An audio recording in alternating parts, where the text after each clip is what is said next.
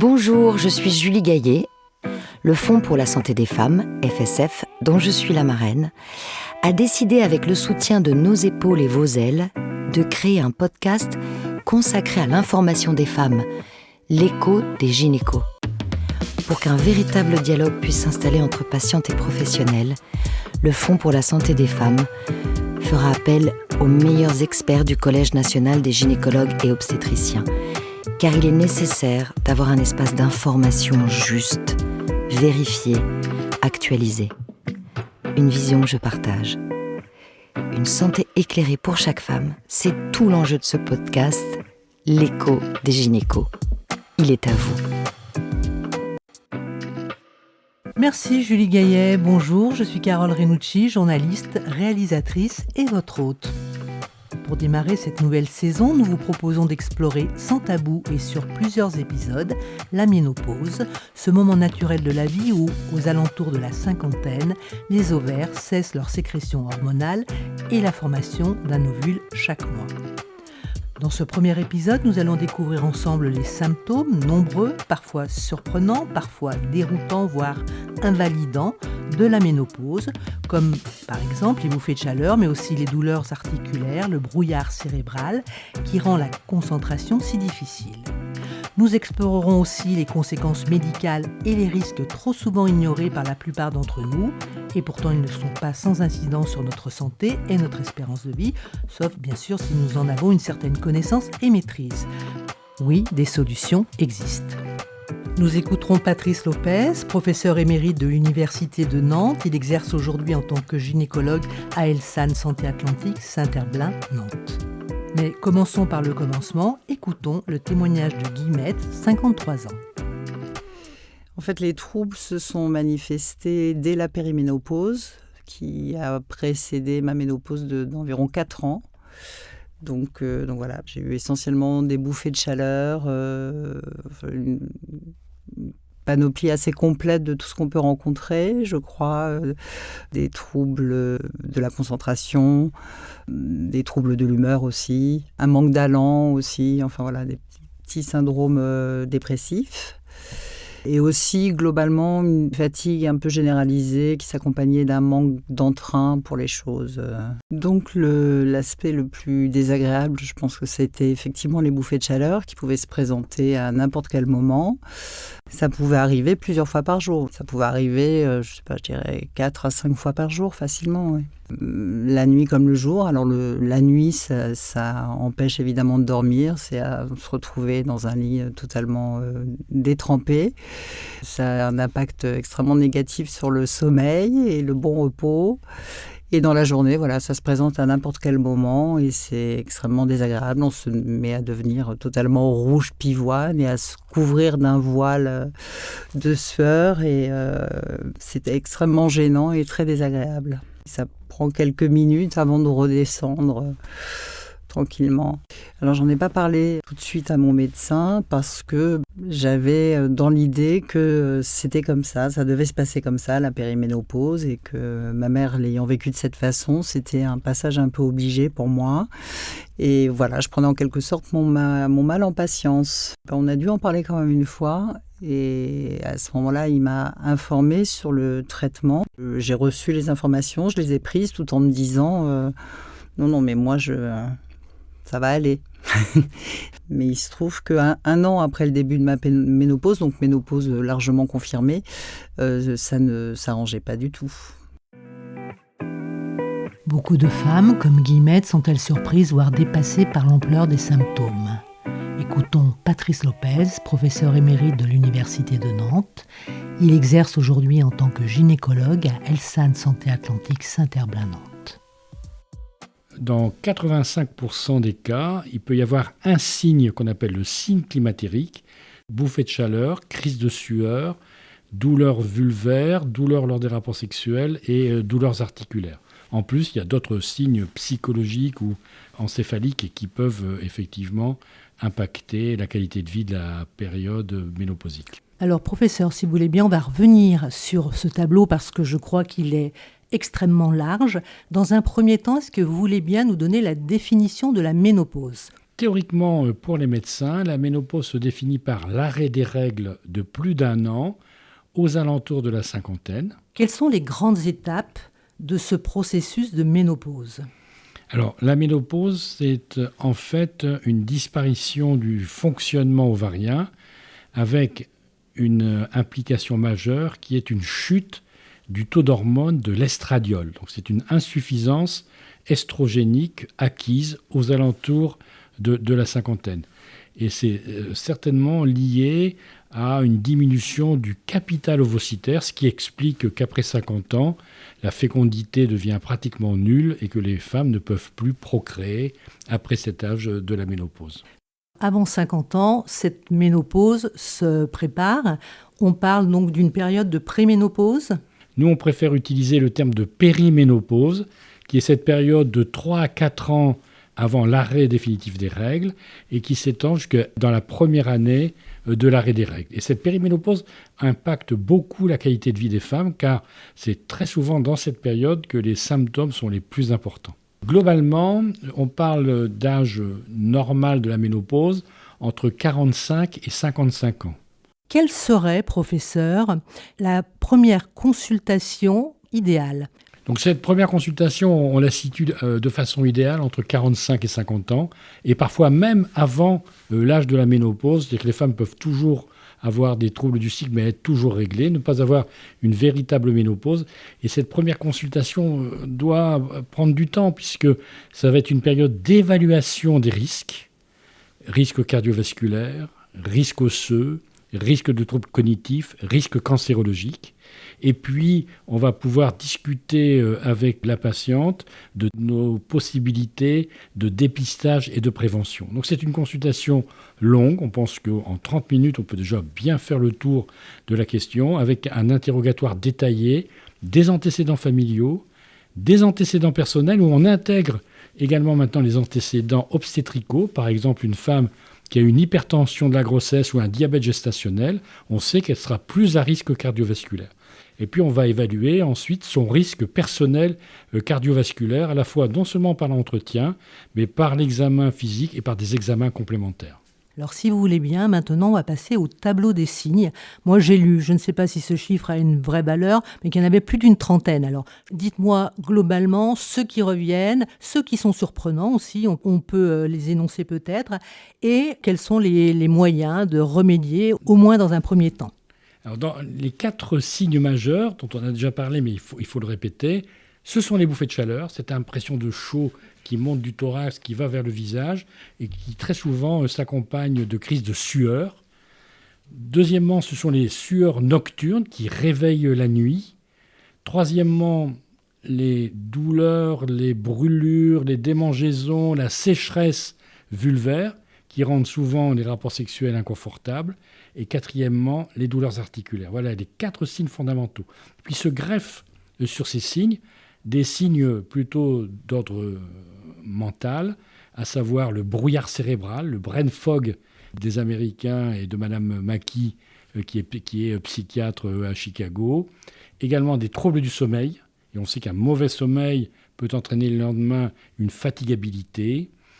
Par contre, sur la prise de poids, on rassure les patientes, la prise de poids n'est pas attribuable à la ménopause, puisque c'est plutôt un effet de l'âge. Si on ne fait pas attention à son alimentation et à son activité physique, on prend globalement à peu près 500 grammes par an. Vous avez énoncé les troubles majeurs. Est-ce qu'il y a des troubles un petit peu plus surprenants que vous rencontrez également ? Donc il peut y avoir effectivement d'autres signes comme une aggravation des maux de tête, des migraines.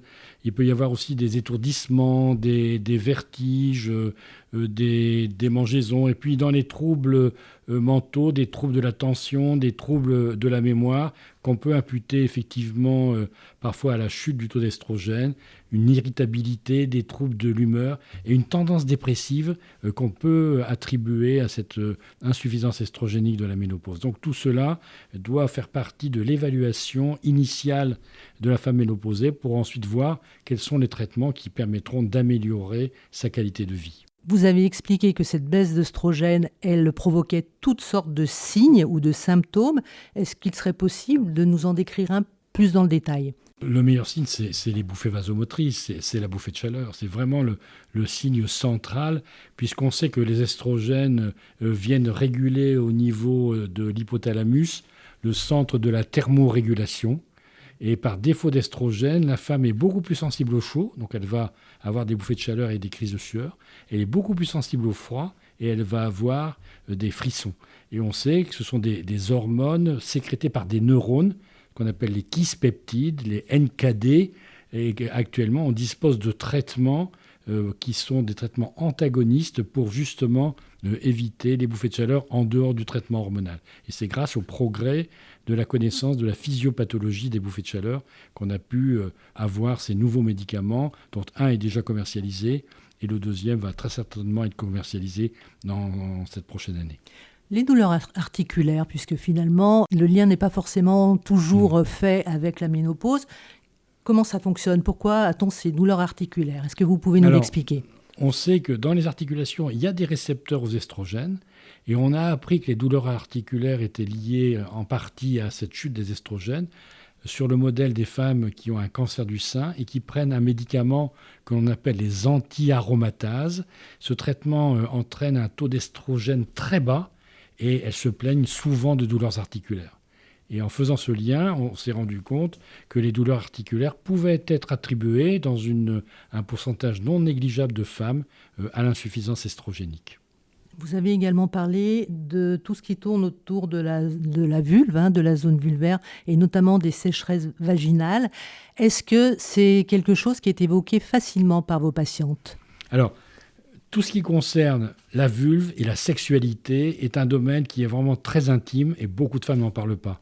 Et ça, on estime que c'est au médecin à faire le premier pas, à un moment ou à un autre, de trouver un argument pour demander s'il y a de la sécheresse vulvaire, s'il y a des démangeaisons, s'il y a une pathologie de la vulve et surtout, est-ce que les rapports sexuels restent aussi agréables ou est-ce qu'ils ne deviennent pas douloureux? Et là, il faut en tenir compte, effectivement. Merci infiniment, professeur Lopez. Si vous voulez bien, on va justement enchaîner avec les risques. Les risques engendrés par la ménopause. Ils sont au moins au nombre de 4, en tout cas 4 têtes de chapitre. Peut-être pouvons-nous commencer par le risque cardiovasculaire ?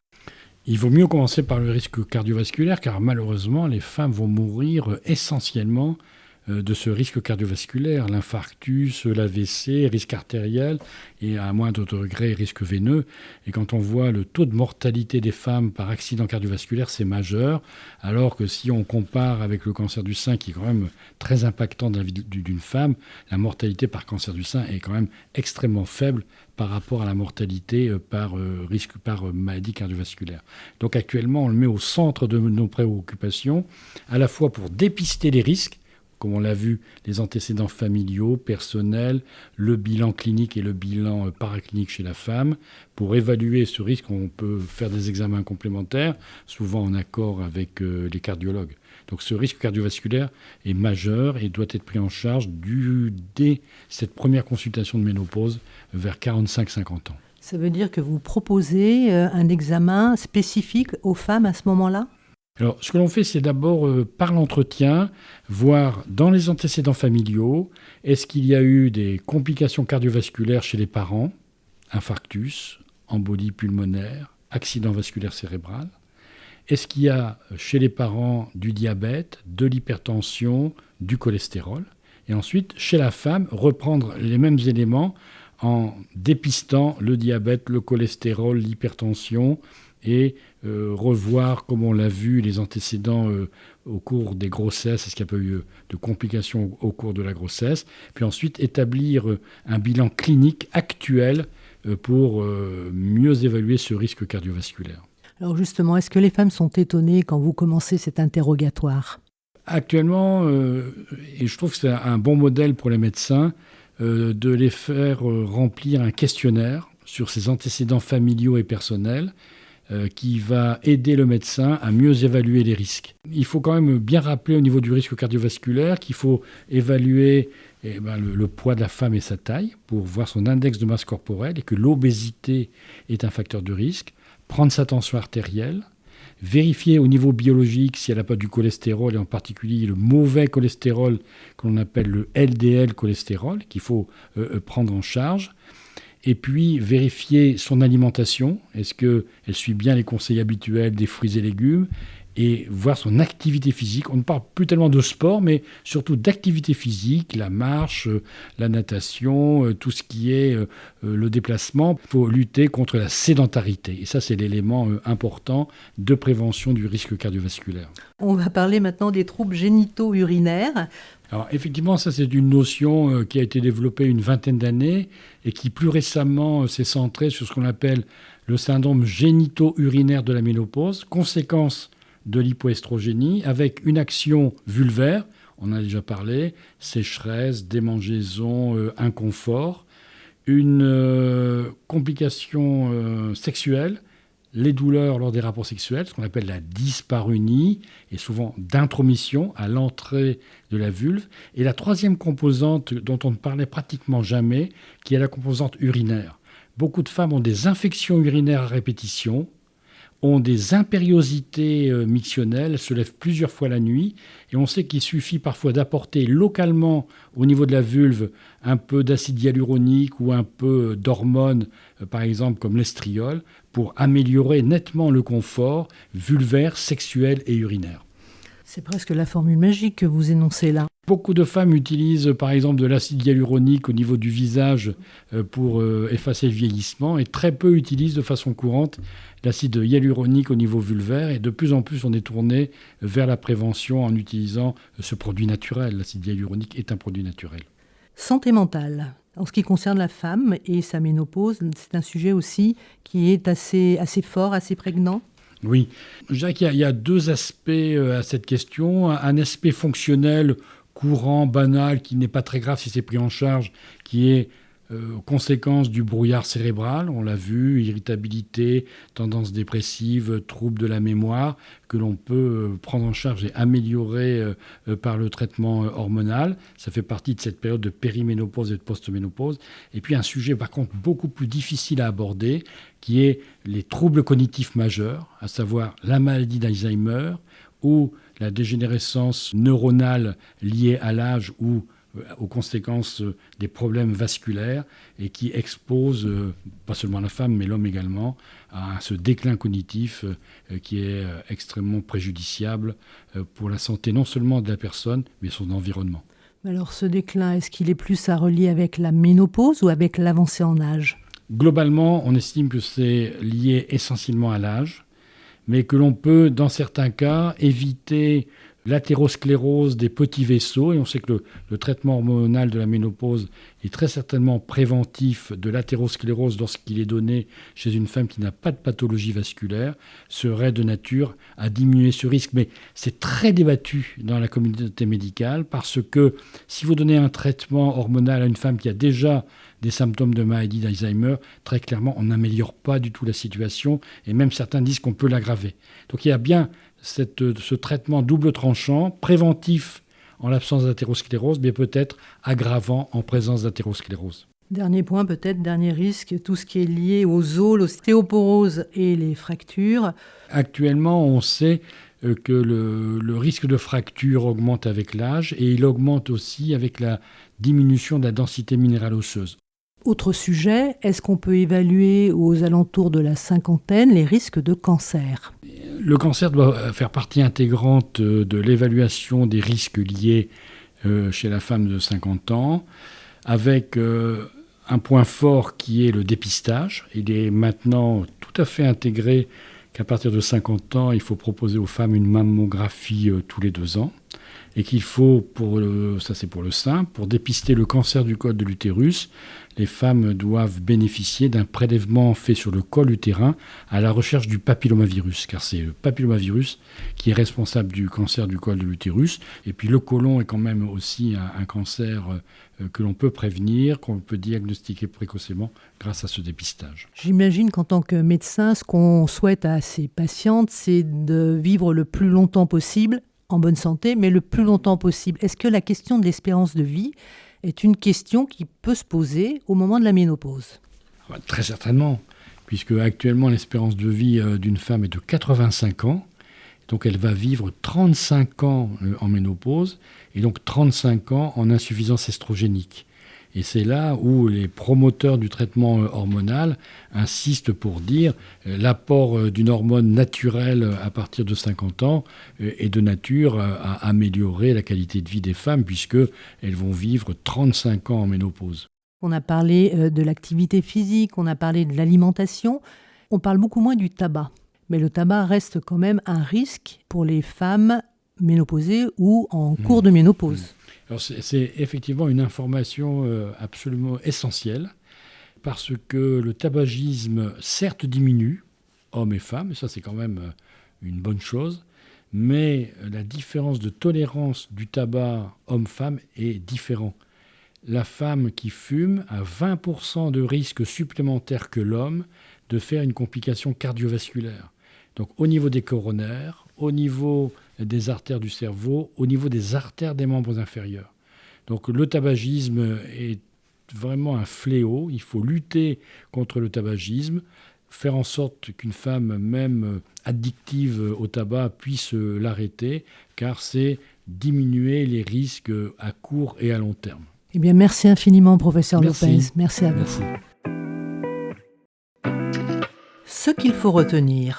Premier point, nous savons maintenant que les symptômes sont nombreux, parfois surprenants ou même invalidants, et qu'il est essentiel d'en parler aux professionnels de santé, même si le lien avec la ménopause ne nous semble pas évident. Des réponses thérapeutiques existent et elles peuvent considérablement améliorer notre quotidien. Deuxième point, la ménopause augmente le risque cardiovasculaire, le risque de fracture et l'ostéoporose, les troubles génito-urinaires et peut altérer notre santé mentale et cognitive. Une bonne hygiène de vie comme de nouvelles habitudes alimentaires, l'arrêt du tabac, l'activité physique et bien sûr un suivi médical régulier peuvent vraiment faire la différence. On y croit parce que c'est vrai et démontré. Courage mesdames! Merci aux experts du Collège national des gynécologues obstétriciens français, au professeur émérite Patrice Lopez, pour sa participation à cet épisode de l'Écho des gynécos, proposé par le Fonds pour la santé des femmes. Et bien sûr, merci à Guillemette qui a bien voulu livrer son expérience et son ressenti. Rendez-vous la semaine prochaine pour un nouvel épisode de l'Écho des gynécos qui sera consacré plus spécifiquement aux os. Prenons-nous suffisamment la mesure de l'incidence de la ménopause sur notre squelette ? La fragilisation des os qui provoque de nombreuses fractures dès l'aube de la soixantaine est-elle inéluctable ? Réponse dans notre prochain épisode. L'Écho des gynécos, c'est le podcast dédié à la santé des femmes, audible sur toutes les plateformes, sur YouTube, ainsi que sur le site du Fonds pour la santé des femmes et celui du Collège national des gynécologues obstétriciens français.